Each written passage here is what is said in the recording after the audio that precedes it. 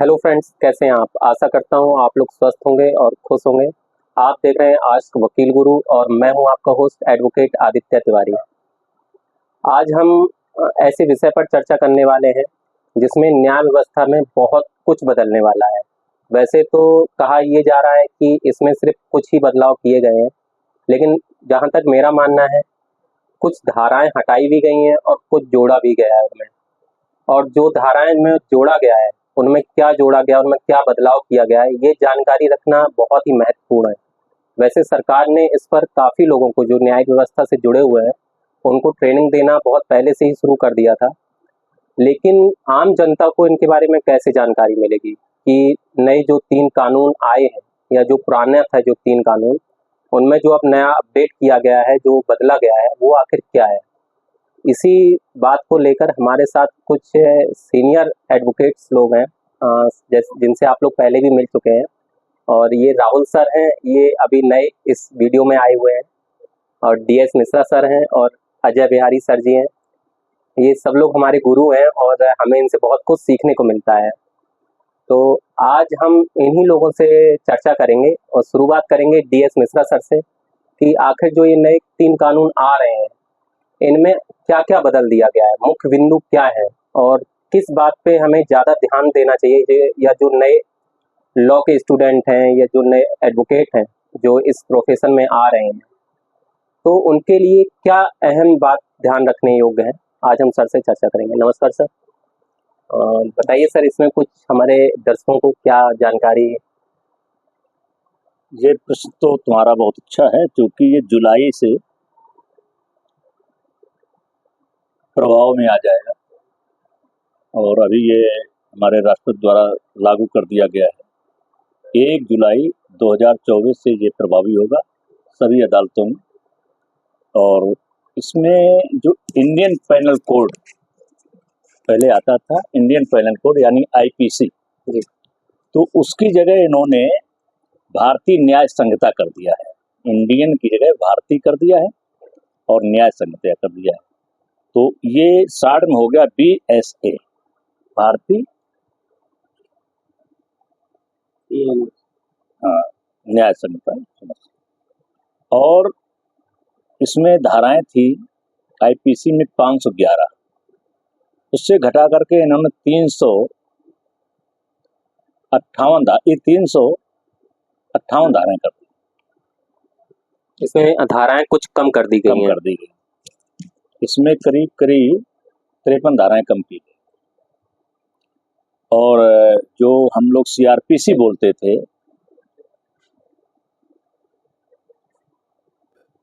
उसको उन्होंने BNSS यानी भारतीय नागरिक सुरक्षा संहिता नाम दे दिया है। इसमें धाराएं थी 484, अब इसमें धाराएं हो गई हैं 531। मतलब इसमें धाराएं बढ़ा दी गई। और एविडेंस एक्ट में था, उसका भी नाम भारतीय साक्ष्य अधिनियम कर दिया गया है। और इसमें कोई खास परिवर्तन नहीं है। और इन CRPC आईपीसी में भी कोई खास परिवर्तन नहीं है, धाराएं आगे पीछे हैं, थोड़ा थोड़ा चेंजमेंट किया है, थोड़ा थोड़ा कुछ बढ़ाया है, कुछ घटाया है, ये है। तो अब ये भारतीय संविधान के आधार पर अब ये एक्ट लागू और विधि व्यवस्थाएं लागू और दंड विधि संहिता अब भारतीय संविधान के अनुसार चलेंगी। जो अभी इंडियन अंग्रेजी सिस्टम से जो नाम चल रहे थे उसको हिंदी सिस्टम में नाम आ गया। अब भारतीय संहिता के से चलाएगा, अब इंडियन करके नहीं चलेगी। बस ये बहुत बड़ा परिवर्तन आया है इस सरकार के माध्यम से, और बहुत ही अच्छी बात है, क्योंकि हम लोग बहुत पुराने समय से, अंग्रेजी शासन काल के समय से, शासन तो बदल गया, शासक बदल गया, अंग्रेज चले गए, हिंदुस्तानियों का शासन हो गया, लेकिन एक्ट पुराना वाला ही चल रहा था। आज कई वर्षों बाद 1950 के बाद 1947 में देश स्वतंत्र हुआ, 1950 संविधान लागू हुआ, आज जुलाई 2024 से अपना भारतीय संविधान लागू हो गया। ये बहुत बड़ी उपलब्धि है हम सभी भारतीयों के लिए, हम सभी अधिवक्ताओं के लिए, हम सभी समाज के लिए। और अब इसी पर बहुत धाराएं ऐसी थी जिसमें निर्दोष भी सताए जाते थे। पुलिस जैसा चाहती थी वैसा कर लेती थी, लोग जैसा चाहते तो वैसा लोगों को झूठ सच करके फंसा देते थे। अब इसमें अगर झूठ कोई एफआईआर लिखाता है तो वो भी दोषी बनेगा और उसके खिलाफ भी एक्शन होगा। अच्छा सर, इसमें बहुत सारे कुछ लोग ऐसे सवाल कर रहे हैं या कुछ लोग ऐसे दोषारोपण कर रहे हैं सरकार के ऊपर कि इस तरह एकदम से बदलाव करके न्याय व्यवस्था को चरमरा दिया गया है, या कैसे ये लोग अपना काम करेंगे, या न्याय व्यवस्था इस चीज को कैसे इतनी जल्दी ग्रहण करेगी नहीं क्योंकि इतना कुछ बदल दे। क्या ये हकीकत है? नहीं, ये हकीकत नहीं है। ये लोगों का अपने अपने विचार हैं, अपने विचार शैली से व्यक्ति अपनी बात करता है। कुछ तो राजनीतिक दृष्टिकोण से इस तरीके से बात करते हैं, कुछ अज्ञानता बस बात करते हैं। लेकिन न्याय व्यवस्था तो वही है, केवल जो कुछ व्यवस्थाएं लचक थी। हमारी आईपीसी सीआरपीसी कहती थी कुछ और उसको अमल में लाते थे तो बहुत लोगों को न्याय नहीं मिल पाता था। जैसे पेंडेंसी 100 वर्ष तक न्याय नहीं होते थे। इसमें सर ये चीज सुनने में आई है कि इसमें समय भी दिया गया है हर चीज को करने के लिए। समय सीमा निर्धारित कर दी गई है। अब इस समय के अंतर्गत ही सारे मामले निपटाए जाएंगे तो लोगों को तुरंत न्याय मिलेगा, तो लोगों की इस पर आस्था बढ़ेगी। जो न्याय से लोगों की आस्था उठ रही थी और निर्दोष सताए जा रहे थे, जो आपराधिक किस्म के लोग थे वो अपराध तो करते थे और इन्हीं लचक प्रक्रिया के माध्यम से अपने को बचा ले जाते थे। अब वो व्यवस्थाएं नहीं होंगी, अब वो अपने को बचा नहीं पाएंगे। तो जो पहले सुनते थे राम राज आया, वही सभी व्यवस्थाएं भारतीय विधिक व्यवस्थाएं आ गई हैं। इसका सभी लोग सम्मान करना चाहिए। हम लोग तो सम्मान करते हैं और सभी के लिए सम्माननीय। मतलब बदलाव जरूरी था। जो न्याय व्यवस्था थी, जो हमारा संविधान था, या जो हमारे न्यायिक जो कानून थे, उनमें बदलाव जरूरी था, ऐसी मांग थी ऐसी। हाँ, उसमें वैसा बदलाव नहीं किया गया क्योंकि सीआरपीसी, आईपीसी और सीपीसी और एविडेंस एक्ट, ये कभी आप देखेंगे मनुस्मृति पढ़िए, मनुस्मृति में भी यही आईपीसी, सीआरपीसी और सीपीसी और एविडेंस एक्ट है। पूरा यही है जो आज आपको शब्द बदल दिए गए हैं, बस शब्द बदले गए। मनुस्मृति जाने कितने युगों पहले से लिखी हुई है। जब ये संसार की संरचना हुई, प्रारंभ हुई, तो सबसे पहले मनु और शत्रुपा हुई। उन मनु जी ने जो अपने शासन काल में जो दंड विधा लिखी थी, वही दंड विधा आज भी इन दंड विधि संहिता में देखने को मिलती है, वही चल रही थी। कुछ अंग्रेजों ने आकर के उसकी प्रतिक्रियाओं को चेंज किया था। उन्होंने अपने पक्ष में कानून कर लिए थे जिसका क्रियान्वयन वो अपने ढंग से करते थे। तो वो चीज के चेंज होकर आई है कि अपने ढंग से कोई नहीं कर सकता, चाहे गरीब हो, चाहे अमीर हो, चाहे राजा हो, चाहे प्रजा हो, चाहे अपराधी हो, चाहे बिना अपराधी हो, किसी भी जात का हो, किसी भी, सबके लिए समान धर्म का हो, कोई भी किसी भी पद पर आसीन हो, न्याय व्यवस्था सबके लिए समान हो गई और सबके लिए समान दंड विधान हो गया। तो ये होना आवश्यक था। इस पर सबको दंड का भी भय रहेगा और जो निर्बल वर्ग है, जो पीड़ित वर्ग है, उसको न्याय पर आस्था रहेगी। ये तो बहुत अच्छी बात है। अजय सर, जैसे आपका क्या कहना है, जो इसमें नया समय दिया गया है कि हर चीज में, चाहे वो पुलिस से लेकर कोर्ट तक में, जो समय प्रावधान दिया गया है कि अब इस समय पर ये कार्य हो जाने चाहिए, तो क्या ये कुछ बदलाव लाएंगे? ये एक्चुअल में जो तीनों चीज़ें चेंज की गई है, ये कुछ रिफॉर्म से भी जुड़ी हुई है।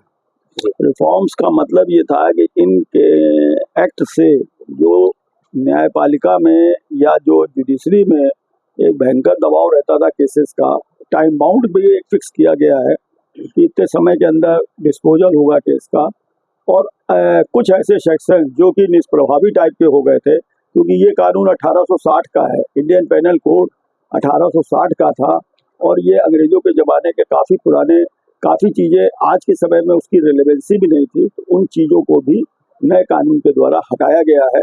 कुछ सेक्शंस इसमें नए जोड़े गए हैं, पनिशमेंट जैसे जोड़ा गया है, कई चीज़ों का पनिशमेंट ज़्यादा अच्छा किया गया जिससे कि लोगों में, समाज में एक अच्छा मैसेज जाए और उसके तहत क्विक डिस्पोजल की भी व्यवस्था की है। इन पॉइंट्स में ये चीज़ें जो है नए समय के हिसाब से, क्योंकि एक लंबी शताब्दी वर्ष हो गया 1860 का आईपीसी आज एप्लीकेबल थी, काफ़ी सेक्शन उसमें निष्प्रभावी थे, काफ़ी चीज़ें by the honourable high court और ऑनरेबल सुप्रीम कोर्ट के द्वारा भी काफ़ी चीज़ों का उसमें इनफेक्टिव किए गए जो सेक्शंस थे। तो उसके आधार पे ये नए कानून जो बनाए गए हैं, नए सेक्शंस हैं, तो ये काफ़ी इफेक्टिव होंगे।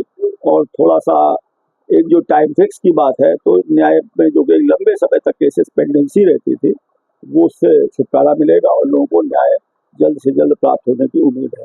बाकी ये एप्लीकेबिलिटी होगी, इसके बाद इसके रिजल्ट्स कुछ समय बाद पता लगेंगे कि कितना ये इफेक्टिव होता है। बहरहाल अभी तो इसका स्वागत किए जाने योग्य है। सर और कोई जानकारी जो इस विषय में आप देना चाहें राहुल सर? ये जो सीआरपीसी थी उसमें बहुत सी चीज़ें थी जो समय से और प्रक्रिया के अनुसार काम होता था। कई उसमें ऐसी जगह थी जहाँ पर वो पुराने ज़माने का वही सिस्टम, वही प्रक्रिया, वही सारी चीज़ें थी, जिससे कहीं न कहीं कानूनी रूप से आज भी हम वही गुलामी की स्थिति में थे, जिसे आज भारतीय नागरिक सुरक्षा संहिता नाम से इसको दोबारा तैयार किया गया है। तो इस स्थिति में ऐसा तो कम से कम प्रथम दृष्टया ये हो ही गया है कि अब हम उन पुरानी प्रक्रियाओं से नहीं गुजरेंगे और आज जो समय की मांग है, वर्तमान में जो स्थिति है, उसके अनुसार हम आगे कानूनी रूप से सब कार्य करते हैं। और जहाँ तक ये बात है कि इस प्रक्रिया में क्या होता था और कैसे क्या होता था, समय की सीमा क्या निर्धारित थी, अब क्या है, तो इसमें 3 चीज़ें हैं। एक तो ये है कि प्रक्रिया तभी प्रभावी हो सकती है जब उसके लिए एक ढांचा तैयार किया जाता है, और ढांचा अभी थोड़ा समय लगेगा, लेकिन मेरी जानकारी में ऐसा आया है कि जैसे ग्राम और क्षेत्र में हर जगह ग्राम न्याय की व्यवस्था, न्याय पंचायत, इस तरीके से बहुत चीज़ें होंगी। हालांकि अभी न्याय मित्रों की व्यवस्थाएं की गई थी, लेकिन उससे इतनी ज़्यादा इफेक्टिव चीज़ें नहीं हुई। अभी जानकारी ऐसा है कि हर जगह, हर ग्राम में एक न्याय प्रक्रिया चलेगी और हर ग्राम न्याय की एक स्थापना की जाएगी। अगर ऐसा होता है तो फिर आगे इन चीज़ों में, जैसे कि इसमें प्रावधान किए गए हैं कि समय निर्धारित किया गया है कि ये प्रक्रिया इतने दिन में सारी होनी है, तो वहाँ पर अगर ऐसी प्रक्रिया ये चीज़ें आएंगी तब इसका प्रभावी ढंग से पालन किया जा सकेगा, और उस समय हम ये वास्तव में कह सकेंगे कि आज हमारे आज़ाद भारत का, हमारे स्वतंत्र भारत का कानून लागू हुआ है। आप लोगों ने अभी हमारे सीनियर एडवोकेट्स जी को सुना, सभी को, और सभी का ये मानना है कि समय के अनुसार बदलाव होना बहुत ज़रूरी होता है, चाहे वो देश हो, संस्कृति हो या कुछ भी हो, मनुष्य हो, उसमें बदलाव होना चाहिए। इसी तरह हमारा जो कानून में अभी जो बदलाव हुए हैं उसकी ज़रूरत थी, क्योंकि इसमें बहुत सारे ऐसे सेक्शन थे, अजय सर ने अभी जैसे बताया और मिश्रा सर ने जो बताया, राहुल सर ने भी यही बात बताई है कि बहुत सारी ऐसी चीज़ें थी जिनकी उपयोगिता ख़त्म हो गई थी, ऐसे सेक्शन की उपयोगिता ही ख़त्म हो गई थी, या बहुत सारी ऐसी चीज़ें सामने अब देखने को मिल रही थी जो ज़रूरी था इसमें जोड़ना। कानून व्यवस्था में, हमारी नई कानून व्यवस्था में या दंड संहिता में जो भी है, उनमें उन चीज़ों को जोड़ना बहुत ही ज़रूरी लग रहा था। लेकिन हमारी जो संविधान है या जो हमारी न्याय व्यवस्था थी, उसमें उन चीज़ों में बदलाव नहीं हो पा रहा था, इसलिए इसमें बदलाव करना बहुत ही ज़रूरी था। और राहुल सर ने जैसा बताया कि अब समय के बाद पता चलेगा कि ये कहाँ तक उपयोग है, इसका उपयोग हो रहा है, या कहाँ तक ये क्रियान्वित सही तरीके से हो पा रहा है। आप लोगों ने सर बहुत अच्छी जानकारी दी है आम जनता को, और इसके लिए बहुत बहुत आप लोगों का धन्यवाद सभी का। अच्छा, सबसे ज़्यादा धन्यवाद तुमको जो समाज में एक जागरूकता पैदा कर रहे हो, और ये निःशुल्क कर रहे हो। नहीं तो लोग पहले अधिवक्ता के पास जाते हैं, फीस जमा करते हैं, तब डिस्कशन होता है, और आप समाज में बहुत ही नेक और अच्छा काम कर रहे हैं, इसके लिए बहुत बहुत